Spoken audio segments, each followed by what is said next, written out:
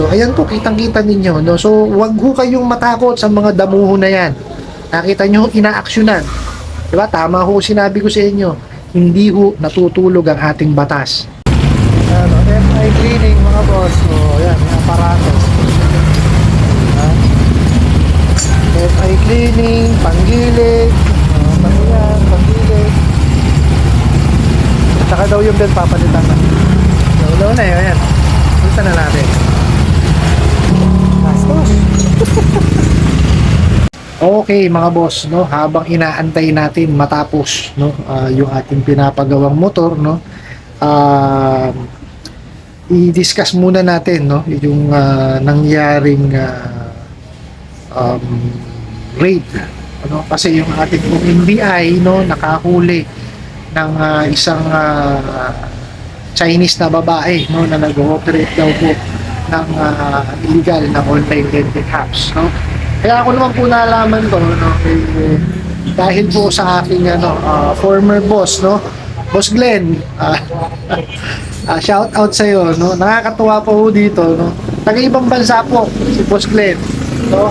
Tapos siya pa ho ang nagano sa akin, nagbigay ng balita na meron nga daw hong na nahuli na Chinese na babae, no, na nag-ooperate po ng online lending apps, no. Ito po yung message sa akin ni Boss Glenn, no. Good morning Ryan, read mo ba yung news sa Inquirer online about online lending, no? Maraming salamat po Boss Glenn, no. Kaya iba ka talaga, nauna ka pa sa akin. Shout out po sa inyo, no, pati po sa inyong buong pamilya, no. Sana po safe kayo dyan, no. So basahin ko po yung ibang highlights, no, dun sa balita po sa Inquirer, no, na meron nga silang nahuli ng Chinese national or Chinese na babae, no, at wala po itong maipresenta pa na dokumento, no. So ito po yung ibang yung pong link nung balita, no, ilalagay po sa kauna-unahang comment.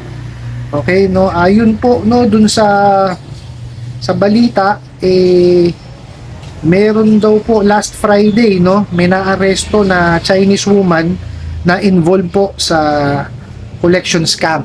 Okay?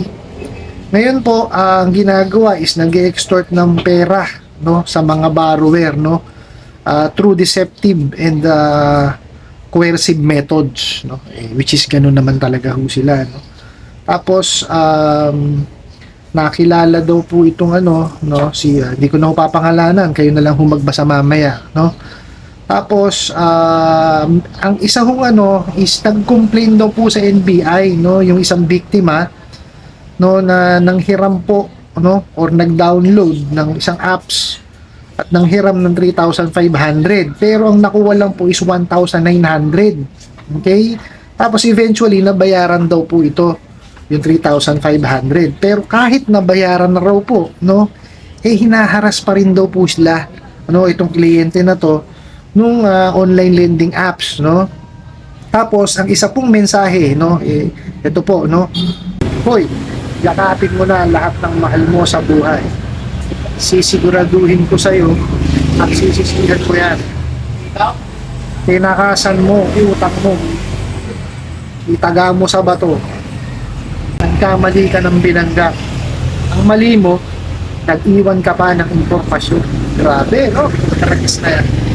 Tapos, ang sabi pa nung biktima, panay daw ho ang tawag, no, nung mga kolektor sa kanya at nagre-request ng ng proof of payment. Okay? Tapos,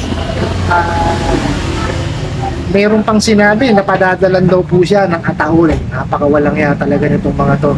Grabe. So, tapos, meron daw hong nakuha ang NBI, no, na na 33 smartphones, 32 na computer, isang laptop, isang USB na meron pong CCTV footage, isang set ng dokumento, at isang set po ng lease contract. Okay, yan po.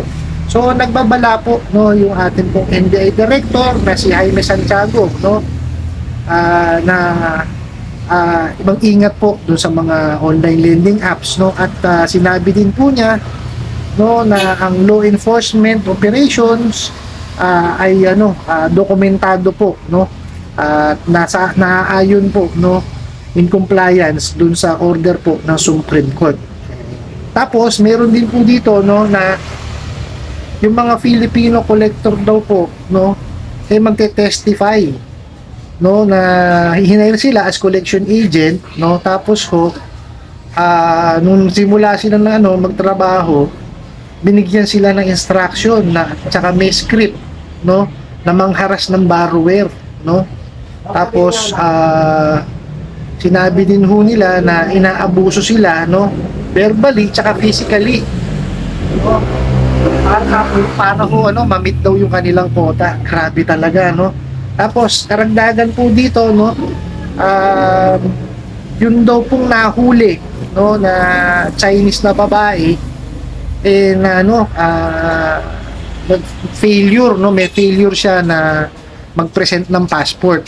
Okay, so ngayon mayroon siyang violation yung section 25 of the Data Privacy Act of 2012, no, tsaka po in relation daw po ito dun sa section 6 tsaka section 4A1 of Cyber Crime Prevention Act of 2012. So i-discuss ho natin yun, no. So nakita niyo ho yung no, kagaya ho na sinasabi ko sa inyo lagi na mag-file lang ho kayo ng complaint, no, kasi ho hindi ho natutulog ang ating mga gobyerno. Talagang nakita niyo naman ho, isa lang ho ito sa mga nag-complain, pero tignan niyo, inaksyonan ni raid ho. Nahuli ho yung yung nagpapatakbo, which is na Chinese daw na babae. Nakita nyo, isa lang ho ito sa na nag-complain. Tinuluyan. Hindi ho ba? Wag ho kayong matatakot yan sa mga bugok na yan. Yan lang ho sinasabi ko sa inyo parate, no? Lakasan nyo ang loob ninyo. O nakita nyo ho, ni-raid. Nahuli ho sila. May mga ebidensya pa hong nahuli, no? So kagaya ho na sinabi ko kanina, no, i-discuss ho natin yung yung section 25 po, no, which is unauthorized processing of personal information and sensitive personal information. Meron ho itong pagkakakulong ng 1 year to 3 years, and meron hong multa na 500,000 or 2 million, no. Tapos yung sa letter B naman po, unauthorized processing of personal sensitive information shall be penalized by imprisonment din po ng 3 years, okay, hanggang 6 years. At ang penalty po is kalahating milyon din po hanggang 4 million pesos. Yan. Tapos yung isa po is yung sa section 4 ng cybercrime offenses, the following act constitute the offense of cybercrime punishable under this act. Yung A po is offense against confidentiality, integrity, and availability of computer data and system.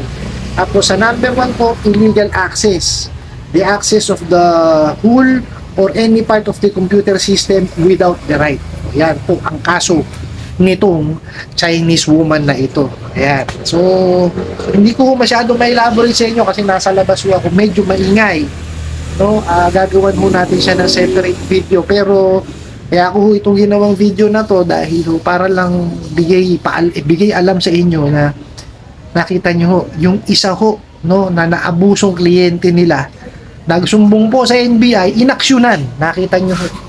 O ayan, nahuli yung isa pong Chinese na babae, no, na nag-fail mag-provide po ng proper documentation. So ngayon po patong-patong ang kaso niya. So ayan po, kitang-kita ninyo, no. So wag ho kayong matakot sa mga damuho na yan. Nakita nyo, inaaksyonan. Diba? Tama ho sinabi ko sa inyo. Hindi ho natutulog ang ating batas. So inaaksyonan ho yan. Napakahirap lang ho talagang hagilapin yung mga bugok na yan. Tapos nakita nyo naman ho, tama rin ho yung sinabi ko sa inyo. Yung mga kolektor nila, pinipilit. Di ho ba? Tinatakot pa. Diba? Tapos may bukod daw sa verbal na abuse, may physical abuse pa. Kaya ho kayo, no, yung mga ahente o kolektor ho ng mga online lending apps, huwag nyo anuhin. O hayaan na saktan kayo. Kagaya niyan, no, hindi naman ho natin kalahi yan. Pumapayag ho kayo ng ganyan. O di ho ba? Mario Joseph, huwag niyo hayaan, nag-abusuhin kayo ng ibang tao. No? Anuhin nyo, kumbaga, bigyan nyo ho ng pag-aalam yung sarili ninyo. Hindi nyo, susundin nyo ho yung mga yan. O, nakita nyo ho. O, di ba? Buti na lang ho, ginawa ho silang witness. Madidiin na ho yung na yan. Yung babaeng Chinese na yan. No? Sana lang ho, magkaroon ho ng hustisya. No? Ay, bibigyan ho natin to na follow-up na, na video. No? Probably later po. No? Para lang ho, maliwanagan natin kung ano ho yung mga batas na sinabi ko ho kanina na magiging penalty or kumbaga yung naabuso or yung kakaso dito sa babaeng Chinese na ito. Ano po, I hope nasagot ko po itong katanungan na to at sana po nakatulong. Maraming salamat po sa inyong walang sawang pagsuporta at panonood sa aking mga videos. Maraming salamat po sa inyong pag-like, pag-share, pag-comment at pagtatanong. At kunin ko na rin po itong opportunity na to na imbitahan po kayo na pakisuportahan po yung aking mga social media account sa YouTube, Facebook, and TikTok. Hanggang sa muli po, yun lang!